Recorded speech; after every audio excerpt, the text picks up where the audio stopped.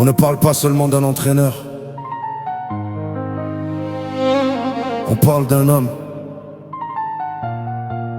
qui a fait rêver une génération entière. Et aujourd'hui, pour la première fois,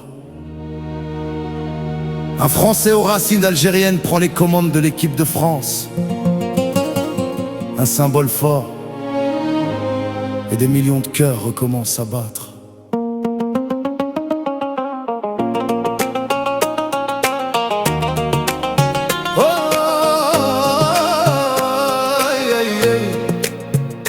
Pendant trop longtemps, beaucoup s'étaient éloignés des amoureux du football qui ne se reconnaissaient plus.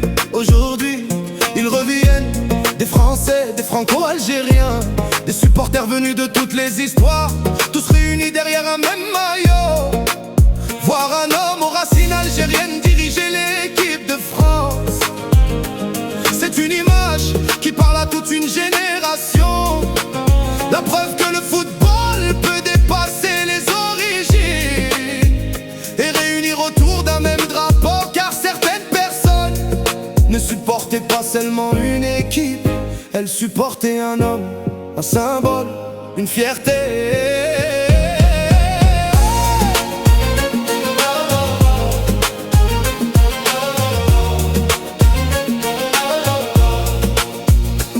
Quand un enfant regarde son écran, il ne voit pas seulement un sélectionneur, il voit qu'avec du travail, du talent et de la détermination, tout devient possible, peu importe le quartier, le prénom ou les origines. Quand le mérite parle, c'est tout un pays qui peut s'unir derrière le même rêve.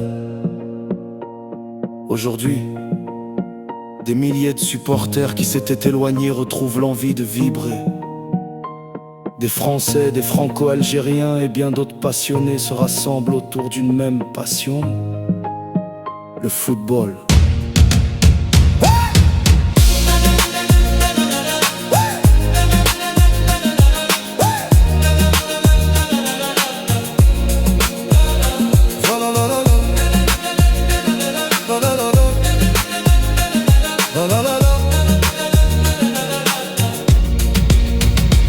Voir un Français aux racines algériennes prendre la tête de l'équipe de France est un symbole fort pour beaucoup.